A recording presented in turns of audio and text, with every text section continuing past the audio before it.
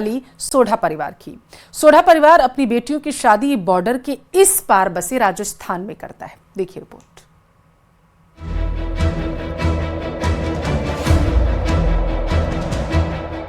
पाकिस्तान की बेटी अब बनेगी हिंदुस्तान की बहू।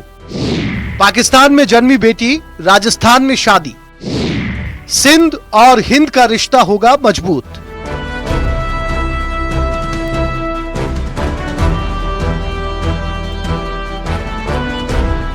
पाकिस्तान में जन्मी बेटी अब राजस्थान के जैसलमेर की बहू बनेगी। बारात जैसलमेर से जोधपुर के लिए रवाना हो चुकी है। पाकिस्तान में एक कौम ऐसी भी है जिसने आज तक अपने सारे रिश्ते भारत से ही रखे हैं। ये कौम पाकिस्तान के सिंध में रहने वाली सोढ़ा राजपूत जाति है। सोढ़ा राजपूत अपनी बेटियों की शादी पाकिस्तान में नहीं करते। उनके समुदाय की सभी लड़कियों की शादियां बॉर्डर के इस पार बसे राजस्थान के बाड़मेर, जैसलमेर और जोधपुर में होती हैं। अब की बार पाकिस्तान की बेटी मीना की शादी जैसलमेर में होने जा रही है। इसके लिए बेटी वाले जोधपुर आए हैं।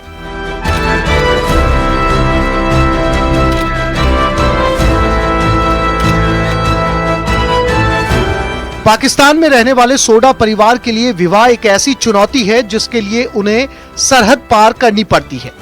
सनातन मान्यता के अनुसार एक डीएनए में विवाह करने से कई तरह की बीमारियां और विकृतियां पैदा होती हैं। ऐसे में सनातन धर्म में एक गोत्र में विवाह नहीं करने का प्रावधान है। ऐसे में इस मान्यता को मानने के कारण पाकिस्तान के सोढ़ा परिवार को अपने परिवार की बेटियों और बेटों का विवाह करने के लिए सरहद पार कर भारत आना पड़ता है। ऐसा ही एक परिवार जोधपुर में अपनी लाडली का विवाह रचाने के लिए भारत आया है। धूमधाम के साथ जोधपुर में शादी की तैयारियां चल रही हैं। बुधवार को बारात दुल्हन को लेने के लिए जैसलमेर से जोधपुर पहुंचेगी। मीना सोढ़ा के पिता का कहना है कि परिवार के लोग अब इतने खुश हैं कि उनकी बच्ची भारत में ब्याही जा रही है। एक्चुअली हमारे वहाँ एक गोत्र है सोढ़ा राजपूत, तो उसमें तो हमारे शादी हो नहीं पाती बच्चों की, तो इसलिए हमें यहाँ इंडिया आना पड़ता है और बच्चों की सबकी शादी यहीं करनी पड़ती है। हिंदुस्तान की बहू बनने जा रही मीना सोढ़ा बहुत खुश है। वो अब जैसलमेर की बहू बनेंगी। यहाँ पे मतलब लड़कियां घूम सकती है, वहाँ ऐसा नहीं है। वहाँ सब मतलब लड़कियां एक मतलब बंद करके रखते हैं, वहाँ पे ज्यादा बाहर नहीं निकालते करते, ऐसा लगता नहीं है। गौरतलब है कि राजस्थान की पूर्व रियासतों की रिश्तेदारियां सरहद पार पाकिस्तान में सालों से है। देश के बंटवारे से पहले इन रियासतों में शादी संबंध आम थे, लेकिन आजादी के बाद दोनों देशों के बीच बढ़ते तनाव के बीच इस तरह के रिश्तों की चर्चा होना लाजमी है। एक पिता जिसके पूर्वज पाकिस्तान में रह रहे हैं, वो खुद भी पूरी उम्र वहीं रहा, लेकिन अब अगली पीढ़ी को वहां नहीं रखना चाहता। इसलिए बेटे के बाद बेटी की भी शादी जोधपुर में करने जा रहे हैं। इसके लिए वो भारत में आए हैं। जोधपुर से न्यूज़ 18 के लिए चंद्रशेखर व्यास की रिपोर्ट।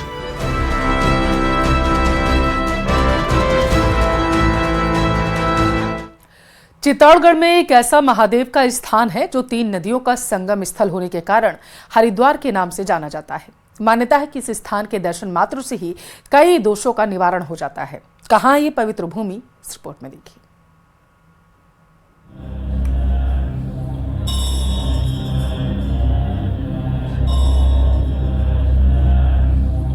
देवादिदेव महादेव का ये वो द्वार है जहां से कोई खाली हाथ नहीं लौटता। यहाँ आने भर की देर है। भगवान भोलेनाथ अपनी कृपा से अपनी याचक की बिगड़ी बना देते हैं, ऐसा कहा जाता है। तस्वीरें चित्तौड़गढ़ जिला मुख्यालय से 5 किलोमीटर की दूरी पर स्थित संगम महादेव मंदिर की है।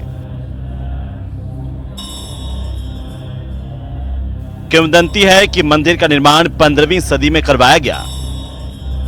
महाराणा कुंभा ने एक भयंकर युद्ध में मिली जीत के बाद यह मंदिर बनवाया। चित्तौड़गढ़ के लोगों की गहरी आस्था और भक्ति का प्रमाण है महादेव मंदिर। मंदिर में बेहतरीन नक्काशी और जटिल कलाकृतियां हैं जो इस क्षेत्र की समृद्ध विरासत और शिल्प कौशल को दर्शाती हैं। खास बात यह है कि इस मंदिर को तोड़ने में हमलावर भी नाकाम रहे। ऐसा इतिहासकारों से और पुराने जानकारों से मालूम होता है कि यहाँ पर सब जब दुर्ग पे चित्तौड़ में किले पर आक्रांताओं द्वारा सब मंदिरों को खंडित किए गए। उस समय यहाँ भी आए, लेकिन वो खंडित नहीं कर पाए। इस मूर्ति को, संगम महादेव की जो है मंदिर को खंडित नहीं कर पाए। और यहाँ पर गंगा जी माता जी का एक जो पुराना एक मंदिर भी यहाँ पर नदी के यहाँ पे विराजमान है। विशाल परिसर में स्थित इस भव्य और दिव्य मंदिर में महादेव के 3 शिवलिंग हैं। संगम महादेव दूर दूर से तीर्थयात्रियों और पर्यटकों को आकर्षित करता है, जो आशीर्वाद लेने और आध्यात्मिक माहौल में खुद को डुबोने के लिए यहाँ खींचे चले आते हैं। ये तीनों मूर्त एक ही लाइन में है, महादेव की मूर्त है और तीनों सेम है, एक ही लाइन में पूरी। और जो आदमी हरिद्वार नहीं जा सकता है वो यहाँ पे भी आके अस्थियां विसर्जन कर सकते हैं। इसके अलावा और भी बहुत छोटे मोटे प्रोग्राम होते रहते हैं। बहुत पुराना है, हम सुने हैं पुराना, पर बहुत पुराना है। शक्ति, भक्ति, त्याग और तपस्या की नगरी में यह संगम महादेव स्थल अपनी अलग ही पहचान रखता है, जहां खास तौर पर सावन और शिवरात्रि के मौके पर दूर दराज से लोग अपने आराध्य के दर्शन करने के लिए पहुंचते हैं।